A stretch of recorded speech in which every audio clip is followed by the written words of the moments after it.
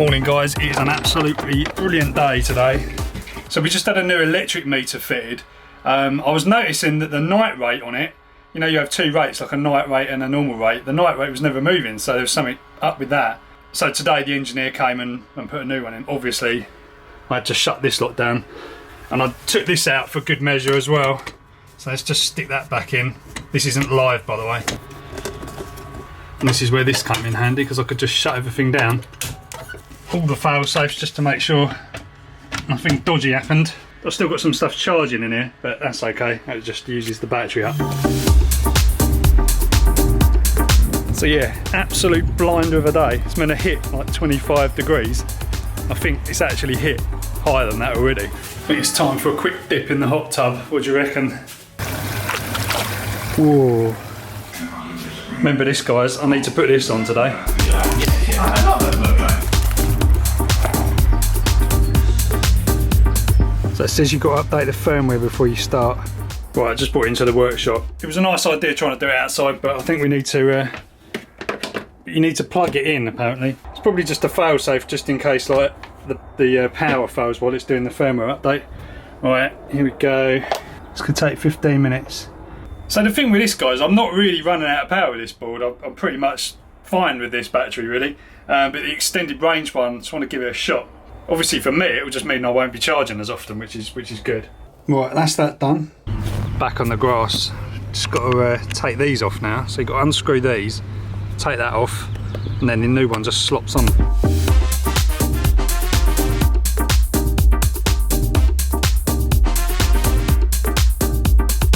So now we've got to unscrew that, and they give you these little tools which look pretty good. So far so good, they're coming out. And it's out. Right, here's the standard one, and here's the new one, the extended range one. So weight wise, that is a lot heavier. Right, it's all on, that thing's tightened up again. You just got to make sure that that actually goes into that channel there. Give you some nice shiny screws as well, which is good. Last one. Right, done. Right, back in the workshop. Need to stick it on charge. Interesting to see how long it actually takes to charge this one, because the other one charges really quick because it's such a low capacity. Oh, he's a blooming hot one. It really is a hot one today. Right, let's see how this is going then. I mean, it says it's charged here, but just to be sure. Oh, what a blooming day, guys. What a blooming day. So the plan was originally to go to London today.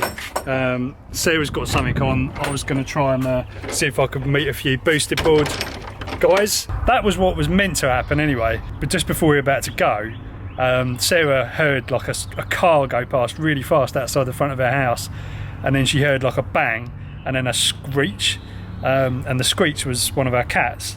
So it's just been absolutely terrible. So I've kind of run out there, and one of the neighbours opposite was kind of quite shaken up, and he said, you know, yeah, she's been hit by the car, and the car had gone. So I went over to Naboo, that's our cat, and yeah, she was just like laying on the floor. There was no like visible like blood or anything like that, and she seemed like she was kind of, you know, okay, but her back leg, one of her back legs was kind of, you know, not moving properly. So at that point I just thought I'm just gonna have to take her to the vets, and then at that point a car was coming the other way down the road, and one of our neighbours basically said, yeah, that was the car, he thinks that was the car. So I kind of stopped the guy in the car, and he was a little bit kind of shady at first. He didn't kind of know what to say, but I just basically said, have you hit anything? Did you notice you hit a cat, basically?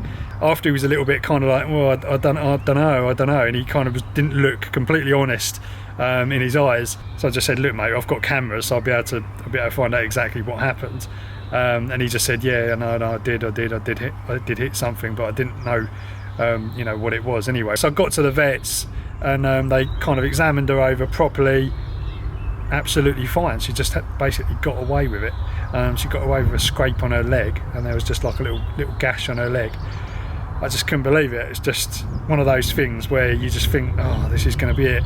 She's on, I don't know how many lives this cat has got, but she's got more than most, and it just keeps on going and going. But I shouldn't say that, because, you know, her luck's going to run out at some point. But anyway, she's had some painkillers, she's back here, and she's just like chilling out a bit. So yeah, that was my afternoon basically.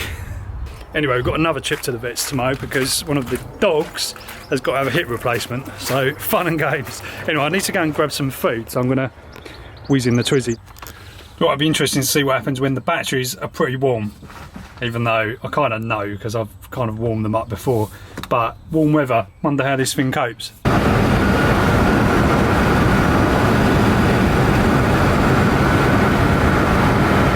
forgot to say I took the windows off.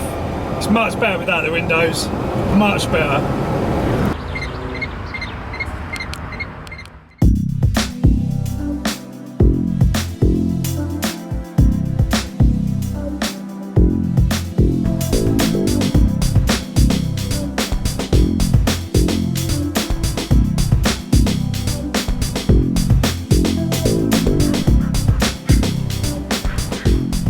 Right, it's the next day, guys.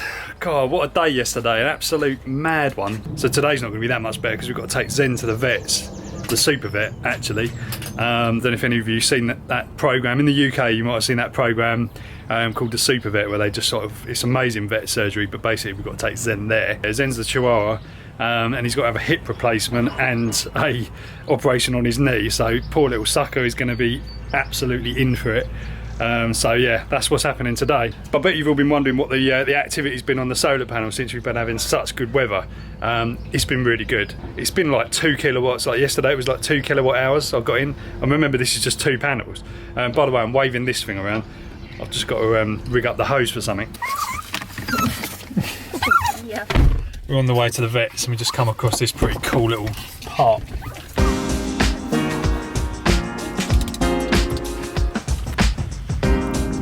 Impromptu picnic going on. Get the fly, puppy. Where is it, puppy? Yeah. That's the reason why he's got to go to the vets. He's got a limping back leg.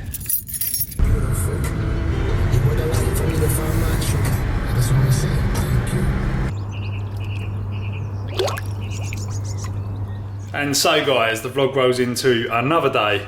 So yesterday we went to the vets, obviously. We left Zen there so they could do the operation on it. But it actually turns out that it's not as bad as we thought. We had a long conversation with one of the kind of consultants there, and they seemed really, really good, really thorough. And they basically said, yeah, the hip replacement is probably not really an issue. What they want to sort out is the leg. So he's got this kneecap, which basically it doesn't sit in the right place on the knee. It's permanently off. It sounds gross, but it's a weird thing that kind of happens with kind of small dogs. Those of you who've got dogs will probably know. You know, it's still horrible for him to go through, but at least it's not as bad. They said they'll reevaluate the hip, you know, later on if it's still causing a problem. So poor little sucker is currently about 80 miles away from us, and the operation is today, so hopefully we'll hear something a bit later on. Anyway, on a more positive note, I was messing around with the solar install last night, and because before I went out yesterday, it's been a couple of really nice days, because of the amount of power that's been flowing through the system. I mean, you know, a few hundred watts or something, not a huge amount, but it's still enough. I noticed that relay was getting really hot. Now, I don't know if it's the actual coil itself, you know, because it's plugged into the 12 volt system to actually have it activated all the time. I don't know if it's that's getting hot, because what I did was a little test. I just disconnected it and left the relay on, so no power was running through the relay apart from just the coil to activate the relay, and it was still pretty hot after an hour of no kind of PV power going through it. So it's a bit strange. But anyway, yesterday I didn't want to leave it on while we were out, because it was getting pretty warm, and I thought, you know, if that melts and shorts out, then there could be an issue there. So I've been looking at bigger relays, but for now what I've done, I've changed it all again. So I've gone back to just the normal switch here, and one of these. I've basically got PV coming in, those 2 wires down there, and this is the master switch to turn them on and off. It's a bit more professional. And then 2 breakers here. One basically turns this on, and then the other one turns the grid tie on. Now that little relay will actually fit in these 2 blocks, so I could actually put this back in or find a bigger one. Basically, a couple of you have been saying, yeah, you might need like a contactor which is obviously what they use in electric cars, the same sort of thing, or any cars, which is designed for kind of high current. I mean, this isn't, at the moment, this isn't high current, but potentially it's too much for that little DP-DC relay. Another thing someone said was inductive loads versus resistive loads, which makes a lot of sense. So I've been reading up on that. So yeah, it's all kind of learning curve really with this stuff. I've not messed around with this sort of stuff before. Anyway, this is it at the moment. Obviously this will probably change again before you next see it. But what I wanted to try, because I've got the ability here to turn both the grid tie and the solar charger on at the same time, and I've not tried that, running them in parallel. What happens? Does anyone know? I mean, you'll probably barrage me with comments saying, no, you can't do that because the MPPTs will fight each other. Do they? I don't know what happens. Also, there is a way of actually turning this off, I think, by software. There's a new feature in one of the latest firmwares that basically allows you to, just turn or limit the current or control it. So because all these things are linked to the Raspberry Pi, I mean, it's inevitable it should be possible. So yeah, that's what I'm going to try. I'm going to try this right now. So I'll get open my panel here, because it's the only way I've got of monitoring it. Right, so you can see at the moment we got 100 watts coming in, barely. It's fluctuating between the two. I didn't think there was any clouds out, but it seems to be going up and down a bit. Right, 142 watts. So what happens if we turn the grid tie on as well? Bang. So both are now running. Now that should go green in a second. Right, so that's finding its MPPT power point. And right, it's doing something. Right, I've got a problem here. I think this has lost communication. Right, for some weird reason I had to reboot the Pi. I don't know if this is related or anything, but you can see now the solar charger's off, and now the grid tie's on. So it's actually chucking 131 watts from the grid tie. So now let's try again, see what happens. Right, you're seeing some... It's basically trying to share the power between the two. Now it took a while to sort of settle down, but it's kind of going up and down. Now you've got maximum power going into there, into the inverter, and now see this is all kind of going weird as well. You've got a red light on here, so now the solar charger's got a load of power, and then it's kind of going a bit odd. Yeah, I don't think that's really a good idea. It doesn't look like it's going to work. It's kind of interesting to see if that would work, but I think that is proved my original theory, where they just basically fight each other. So we won't do that. But what I could do is I could actually disable the charger through the software, but still have it connected, and see if you can have both of them on, but if the solar charger is actually almost like disabled in software but not disconnected at the breaker, will it actually, will it work still? Let's go to Victron Connect, go to MPP charger. So this is the solar charger. This is done by Bluetooth now, so you can see there's the power going in.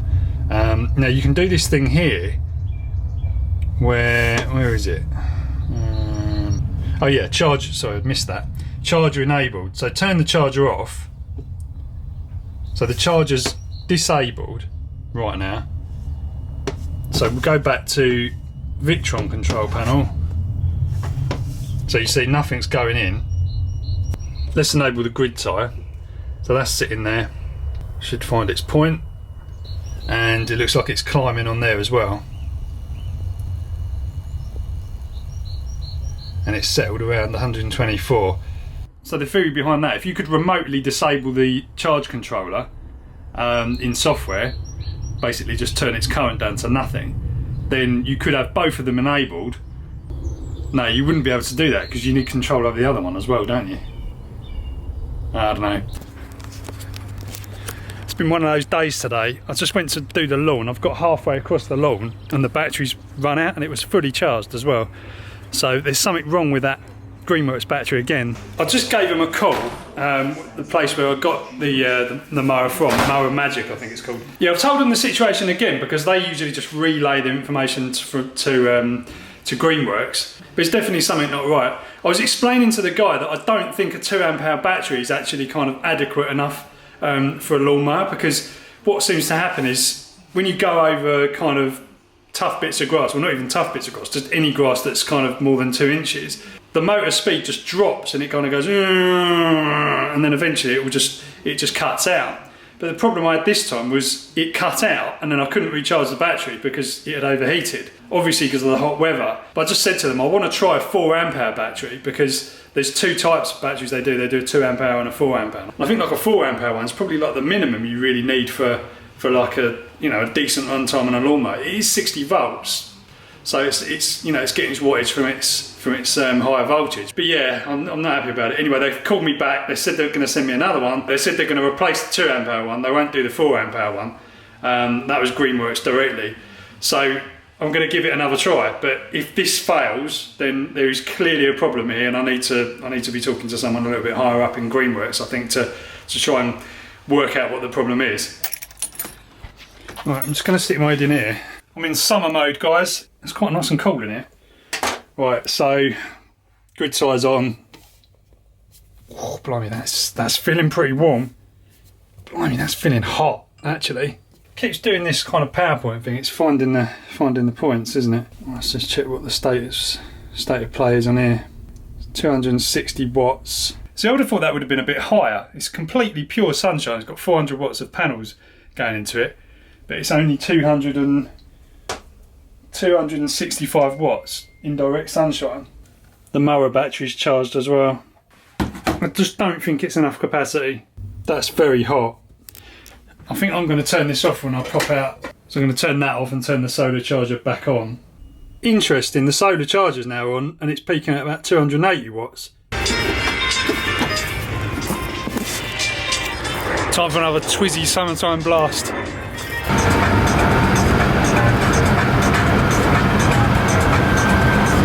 Got some tunes on. Tell you what, it feels an half quicker when it's warm. Battery's at 24 degrees, motor's at 70. I would expect that to go up. I've been hooning it as well. So nice without the windows, they just like, better than aircon. And so the epic vlog carries on for another day. The Twizy's a lot of fun without windows. I mean, that's kind of how it was designed, but just in this weather, it is just awesome. So it's a cracking day again. I think this is probably the last day. It's supposed to be really nice before it kind of just goes a bit colder and probably rain again. So the system's performing pretty nicely. It's in solar charger mode at the moment, just to charge up the batteries. That's how I'm going to leave it for the moment. And I think I'm going to stick the bike on charge as well. I mean, that'd be quite a good load test, because when you put the bike on charge, it's drawing probably like 80 amps or something from those batteries. So it might be quite a good test, and we can see how much power is actually being drawn from the batteries and how much power is going in from the solar charger at the same time as well, because this isn't going to let up out there today. It's going to be pure blue sky probably all day. So today we've also heard back from the vets, and Zen is ready to be picked up, and yeah, that's all the way around the M25 on a nice hot day like this, so that'll be fun. But we're looking forward to getting him back, but he's going to have a recovery time of about 6 to 7 weeks, and he won't be able to go for proper walks, so he's going to hate that because he loves his walks. Right, I'm back out in the Twizy again now. Got to go and pick up some bits, and yeah, should be fun. Look at this, it's saying 45 miles now.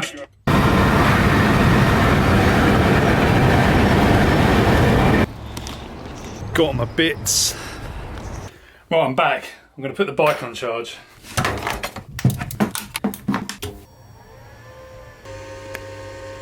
I've toned it down a little bit because I don't want to pull a lot of amps when I'm not in there for the moment.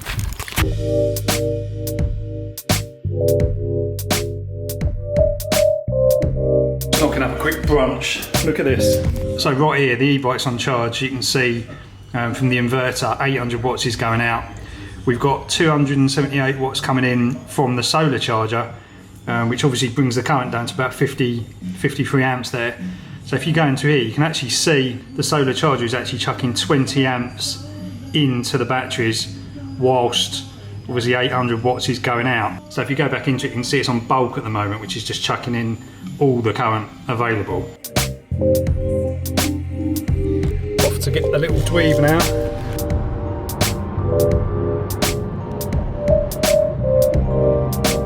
And we're back. Not too much of a bad journey as it was last time.